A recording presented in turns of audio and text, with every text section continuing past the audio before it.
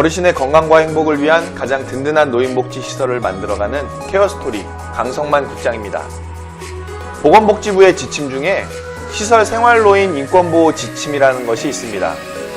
이 지침은 노인복지시설에서 생활하는 노인의 기본적 인권을 규정하고 이를 보장하기 위한 구체적 행동 강령을 제시함으로써 시설 생활노인들이 존엄한 존재로 존경받고 건강하고 안정된 노후 생활을 영위할 수 있도록 지원하고자 보건복지부에서 제작하여 배포한 지침입니다.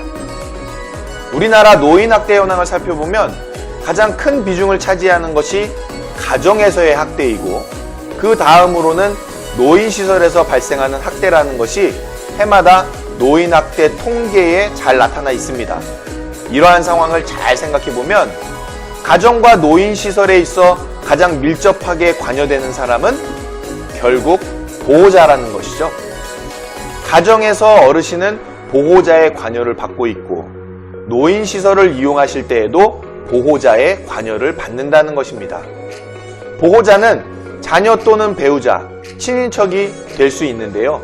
어쨌든 어르신은 보호자를 통해서 가정에 계시기도 하고 시설에 계시게 된다는 것입니다. 이러한 상황을 생각했을 때 보호자의 역할은 매우 중요합니다. 그렇기 때문에 어르신의 보호자는 정기적으로 노인 인권과 학대에 관한 교육을 받아 가정과 노인복지시설에서 생활하시는 어르신의 건강하고 행복한 삶에 대한 명확한 가치관을 가질 필요가 있습니다. 보호자분들께서 노인인권 지침의 내용을 이해하고 숙지하실 때에 노인복지시설의 운영자와 종사자뿐만 아니라 다른 가족 구성원들도 어르신께 함부로 행동할 수 없게 될 것입니다. 이를 위해서 저희 케어스토리 장기요양기관을 이용하고 계신 보호자분들께는 정기적으로 시설 생활 노인에 대한 인권보호 지침을 영상을 통해서 교육해드리고 있습니다.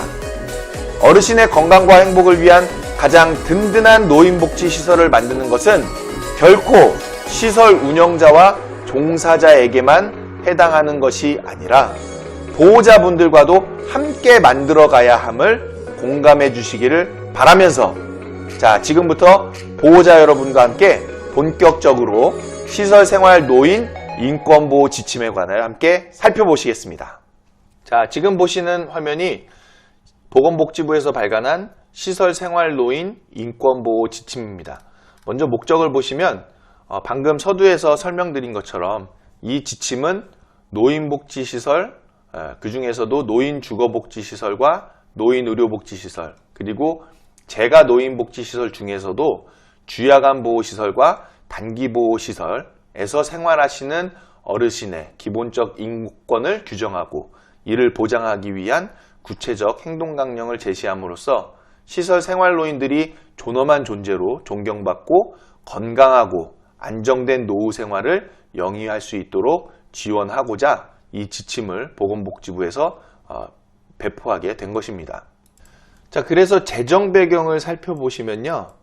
노인의 기본권을 확보하기 위한 주거권 보호, 그리고 보호의 사각지대 해소, 신체적, 정신적 의존 상태에 있는 노인의 건강보호, 그리고 노인교육 프로그램 개발 및 고용기회 제공 등을 통해서 노인의 기본권을 보장하기 위하여 노인복지법 제3조, 그리고 장애인, 노인, 임산부 등의 편의증진 보장에 관한 법률 제6조, 그리고 건강가정기본법 제25조와 교육기본법 제3조에서는 노인의 권리보호를 위한 국가 및 지방자치단체의 책임과 가족의 노력을 명시했다라는 것입니다.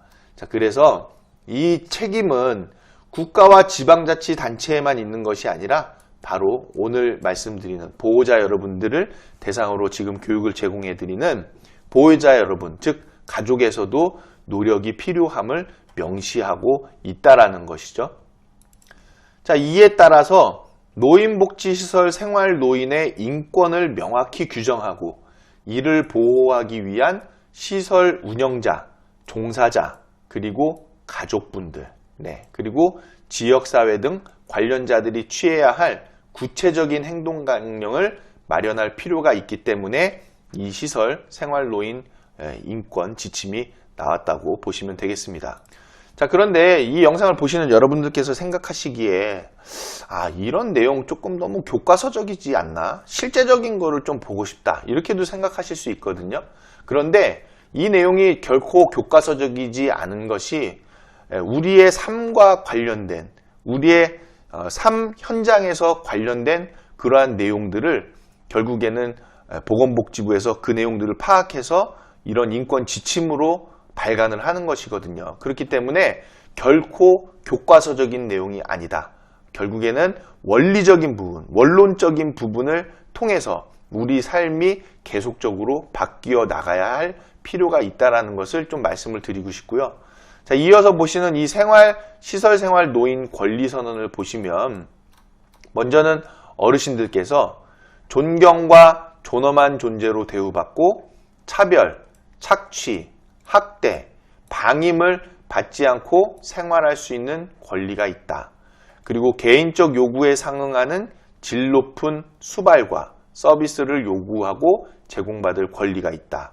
또 안전하고 가정과 같은 환경에서 생활할 권리, 시설 내외부 활동에 신체적 구속을 받지 않을 권리, 그리고 개인적 사생활과 비밀 보장에 대한 권리, 우편, 전화 등 개인적 통신을 주고받을 권리, 정치적, 문화적, 종교적 활동에 제약을 받지 않고 자유롭게 참여할 수 있는 권리, 개인 소유 재산과 소유물을 스스로 관리할 권리, 비난이나 제약을 받지 않고 시설 운영과 서비스에 대한 개인적 견해와 불평을 표현하고 이에 해결을 요구할 수 있는 권리, 또 시설 내부에서 개인적 활동, 단체 및 사회적 관계에 참여할 수 있는 권리, 시설 입퇴소, 일상생활, 서비스 이용, 재반 시설 활동 참여 등 개인의 삶에 영향을 미치는 모든 부분에서 정보에 접근하고 자기결정권을 행사할 수 있는 권리가 있다라는 것이죠. 자, 그런데 이런 내용이 여러분 보시기에 교과서적인가요? 결코 그렇지 않습니다. 자, 내용들을 하나씩 구체적으로 보시면 안전하고 가정과 같은 환경, 당연한 얘기죠. 지금 우리나라 노인 요양시설, 노인복지시설은 가정과 같은 환경이 아닐 수 있습니다. 또 안전도 보장이 되어 있지 않은 상태일 수도 있습니다. 그렇기 때문에 안전하고 가정과 같은 환경에서 생활할 수 있는 권리가 어르신들께 있다라는 것은 당연한 인권이 되겠죠. 그래서 이러한 내용들이 결코 교과서적인 내용은 아니고 실생활과 연관된 매우 중요한 내용이라는 것을 여러분들이 꼭 숙지하실 필요가 있습니다. 특히 안전하고 가정과 같은 환경을 만들기 위해서는 시설에서는 운영 여건이라든지 또는 수익 이런 것들을 고려해서 자칫 시설이 가정과 같지 않고 안전하지 못한 상황으로 운영이 될 수도 있습니다. 그렇기 때문에 이 영상을 보시는 보호자분들께서는 안전하고 가정과 같은 환경에서 어르신들께서 시설을 이용하실 수 있어야 하는 권리가 있다는 것을 꼭 숙지하시고 노인복지 시설을 이용하실 때에 이 부분에 대한 정당한 요구를 하실 수 있다는 것을 꼭 알아두시기 바라겠습니다. 자, 또 우편, 전화 등 개인적 통신을 주고받을 권리가 있다는 것. 시설에서는 어르신들께서 어떤 전화라든지 이런 부분에 대해서 공개하기 싫어하는, 연결해드리기 싫어하는 그런 시설도 있을 수 있습니다. 왜냐하면 시설의 모든 상황을 어르신들께서 보호자에게 전달한다든지 또는 어르신께서 물론 건강이 좋지 못한 상태에서 치매 같은 그런 상황에서 보호자분들께 자칫 이상한 얘기를 전달한다든지 그런 우려 때문에 개인적 통신을 주고받을 권리를 저해하는 그런 시설이 있을 수도 있습니다. 그렇기 때문에 보호자분들께서는 설령 그러한 상황이라 하더라도 개인적 통신을 주고받을 권리가 있음을 아시고 시설에 보호자분들께서 시설에다가 어르신들께서 개인적 통신을 사용할 수 있게끔 정당하게 요구할 수 있다는 것도 숙지를 해두시면 좋겠습니다. 자, 이어서 시설생활노인 권리보호를 위한 윤리강령의 내용을 한번 보실 텐데요. 자, 먼저 첫 번째로는 존엄한 존재로 대우받을 권리가 있으시다. 네, 어르신은 존엄한 존재로서 대우받을 권리가 있으시다는 그 내용. 이거는 어르신뿐만이 아니라 모두에게 해당하는 내용이죠. 그래서 인권인 겁니다. 사람의 권리. 그 권리는 아동과 우리 청장년 그런 층에만 해당하는 것이 아니고 어르신께도 존엄한 존재로 대우받을 권리가 있다라는 것이죠. 자, 두 번째로는 질 높은 서비스를 받을 권리가 있으십니다. 자, 장기요양은 서비스죠. 장기요양 서비스라고 말씀드릴 수 있죠. 그렇기 때문에 이 서비스는 질 높은 서비스를 받을 때 그 효과가 더욱 좋아집니다. 그래서 어르신들께서는 질 높은 서비스를 받을 권리가 있다라는 부분이 보건복지부 인권지침에서도 안내를 하고 있다는 것이죠. 그래서 만약에 이용하고 있는 시설의 서비스 질이 낮다라고 하면은 여러분들께서 그 서비스의 질을 올릴 수 있는, 향상시키도록 요구할 수 있는 권리가 있다라는 것도 알아두시면 좋겠습니다. 자, 또 세 번째로는 가정과 같은 환경에서 생활할 권리가 있으시다는 거. 우리 위에서도 동일한 내용이 나왔죠. 자, 그 다음으로는 신체적 구속을 받지 않을 권리가 있습니다.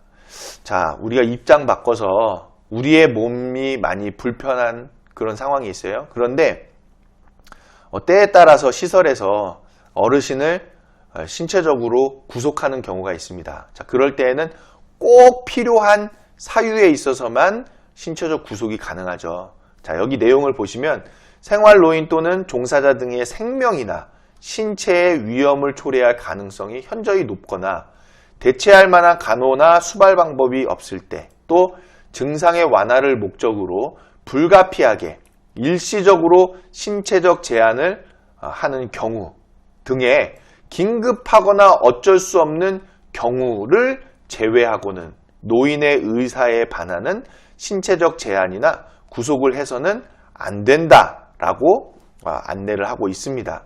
그렇기 때문에 어쩔 수 없는 그런 생명이나 신체의 위험을 초래할 가능성이 높은 그런 경우를 제외하고는 어르신께서 신체적 구속을 받지 않아야 한다는 거죠. 자, 우리가 침대에 팔이 묶여 있다고 생각해 보세요. 얼마나 불편하고 얼마나 힘들지에 대한 부분은 공감이 필요한 내용입니다. 그래서 어르신들께서는 신체적 구속을 받지 않을 권리를 갖고 계신다는 거 꼭 숙지를 하시기 바랍니다. 자, 신체적 구속과 관련해서 이 내용이 참 중요한데요. 긴급하거나 어쩔 수 없는 경우로 인해서 만에 하나라도 신체적 그런 제한을, 구속을 하는 경우에 있어서라도 노인의 심신의 상황, 그리고 신체 제한을 가한 시간, 그리고 신체적 구속을 할 수밖에 없었던 사유에 대해서 자세히 기록하고, 그리고 노인 본인이나 또는 가족에게 그 사실을 통지해서 동의를 받아야 한다는 것입니다. 여러분들께서 시설에서 만약 어르신의 팔을 묶어둔다든지 뭐 그런 행동이 있을 때에는, 그런 조치가 있을 때에는 반드시 가족의 동의가 필요하다는 사실을 인지하시고 그에 대한 상세한 기록과 사유에 대한 부분을 통지를 받으실 수 있는 권리가 있다는 것을 꼭 숙지하시기 바랍니다. 자, 특히나 시설 규정에 위반되거나 또는 의료적 목적을 달성하기 위한 경우를 제외하고는 신체적인 제한이나 심리적인 영향을 미치는 약물을 처방해서는 안 된다라고 나와 있죠. 자, 이 약물은 향정신성 의약품입니다.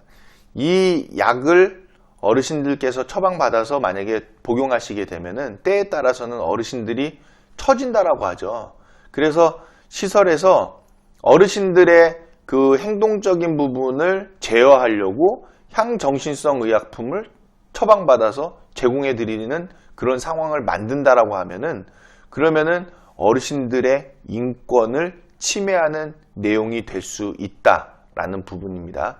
그래서 이러한 약물은 물론 의료기관을 통해서 의사 선생님께 진단을 받아가지고 처방을 받게 되는 것이니까 정상적인 그런 과정을 통해서 복용하시는 상황이 되겠지만은 이러한 부분을 의도적으로 만든다든지 또는 의도적으로 이러한 내용을 뭔가 꾸며서 거짓으로 처방을 받게 해서 복용하시게 한다든지 그런 부분은 인권하고 연관되는 그런 문제 상황이라는 것을 반드시 여러분들께서도 숙지하시기를 부탁을 드리겠습니다.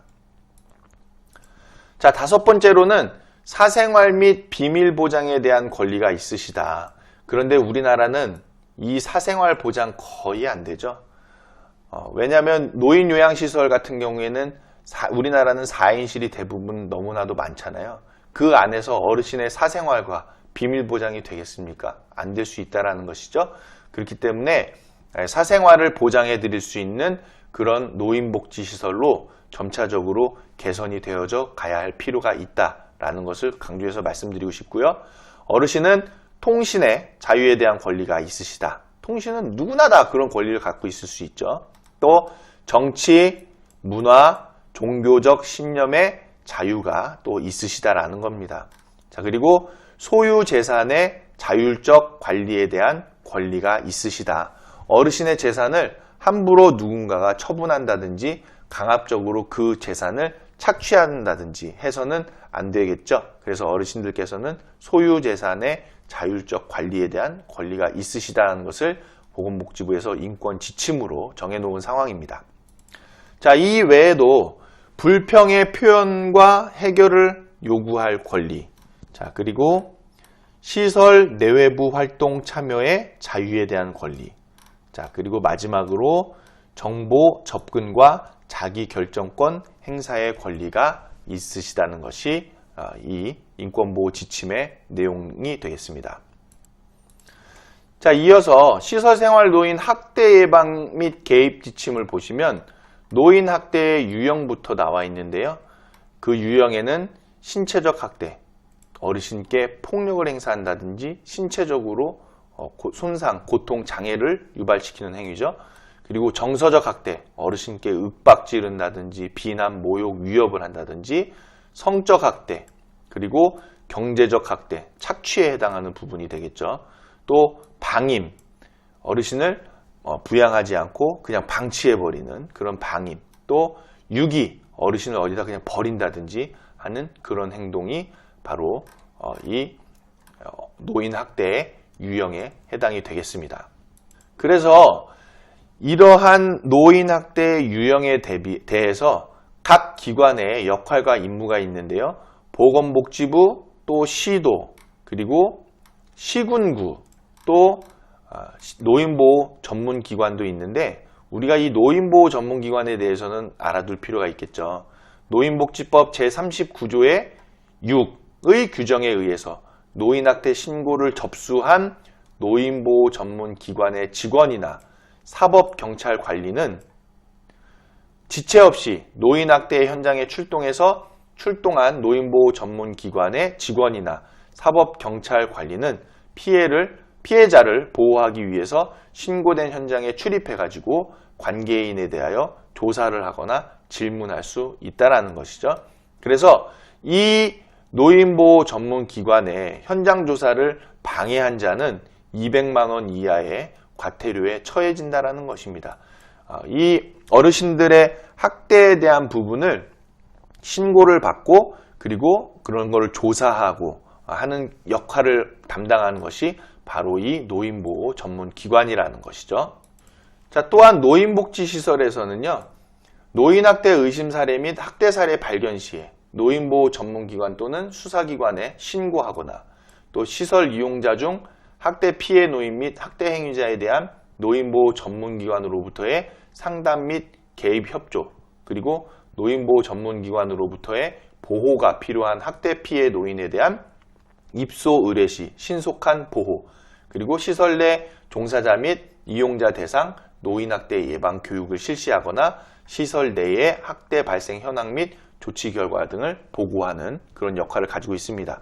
자, 그런데 자기 시설에서 그 노인학대가 발생했다고 하면 은폐하려고 하겠죠. 그렇기 때문에 노인복지시설에 대한 운영은 투명하게 오픈되어져서 운영이 되어야 하는 것이 필요합니다. 자, 더불어서 노인복지시설이라고 해서 신고자의 역할이 없는 건 아닙니다. 노인복지시설도 지금 내용 보신 것처럼 예를 들어 시설을 이용하시는 어르신 중에 가족 구성원으로부터 학대를 받고 있는 경우에는 노인복지시설에서 직접 노인보호 전문기관으로 신고할 수 있는 위치에 있다라는 것도 여러분들이 알아두실 필요가 있겠습니다. 자, 노인복지시설의 운영자와 종사자분들은요, 종사자 또는 동료 노인들 간에 발생할 수 있는 부적절한 처우와 학대를 사전에 예방하기 위해서 아래와 같은 노력을 기울여야 하는데요. 먼저 노인학대에 대한 명확한 기준을 설정해야 한다. 그리고 시설 운영 규정에 학대 행위에 대한 예방과 해결을 위한 규정을 명문화하고 이에 대해 철저한 교육과 지도 감독을 실시해 나가야 한다는 것입니다.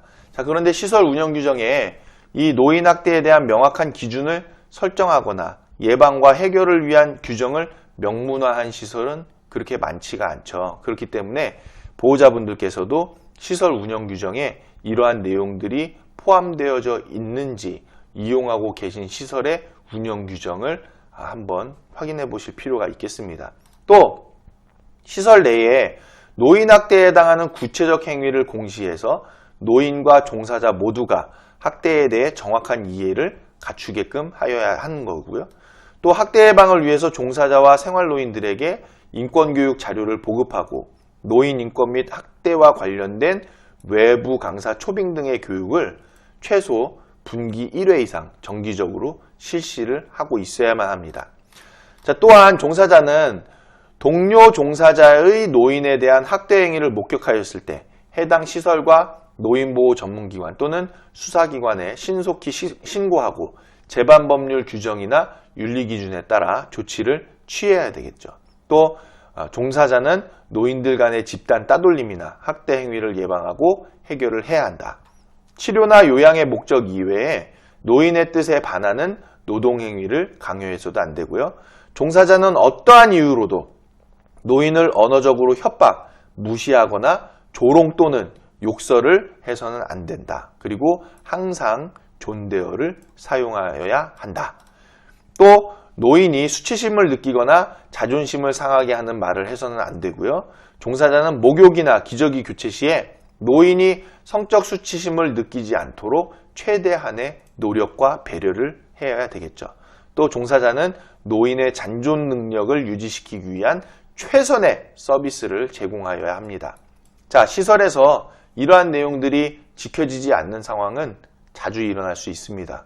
흔하게 발생할 수 있는 우려가 굉장히 높은 내용들이죠.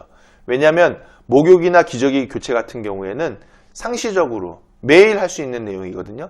매일 하다 보면 사람이 그 상황에 적응이 되어 버릴 때가 있습니다. 그래서 내가 하고 있는 이 행위가 어르신께 성적 수치심을 줄 수 있는 행위일까? 라는 것을 놓쳐버릴 때가 있는 것이죠. 둔감해져 버리게 된다는 겁니다. 또 어르신께 서비스를 제공함에 있어서 최선의 서비스를 제공해야 되는데 특히나 어르신들이 갖고 계신 잔존 능력을 유지시키는 방향으로 서비스를 제공해야 되는데 그 행위 자체가 힘들다고 해서 어르신의 잔존 능력을 유지시키는 데 도움을 드리기보다는 그냥 방치해버리는 경우가 생길 수가 있는 것입니다. 그렇기 때문에 시설을 이용하시는 보호자분들께서는 반드시 이러한 내용들을 아시고 시설을 이용함에 있어서 그런 내용들을 확인하시기를 당부를 드리겠습니다.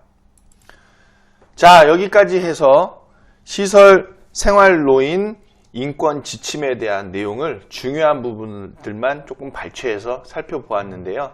자, 무엇보다도 중요한 것은 어르신께서 건강하고 행복한 삶을 유지하시기 위해서는 시설의 종사자뿐만 아니라 보호자분들께서도 이러한 인권 지침의 내용을 숙지를 하셔서 정당하게 시설의 요구도 하시고 또한 시설에서 이루어지는 모든 서비스의 내용들이 최선의 서비스로 제공되고 있는지를 확인을 모니터링을 하셔서 요구를 하시고 개선에 대한 의견을 적극적으로 제시하여야 한다는 부분에 있는 것입니다.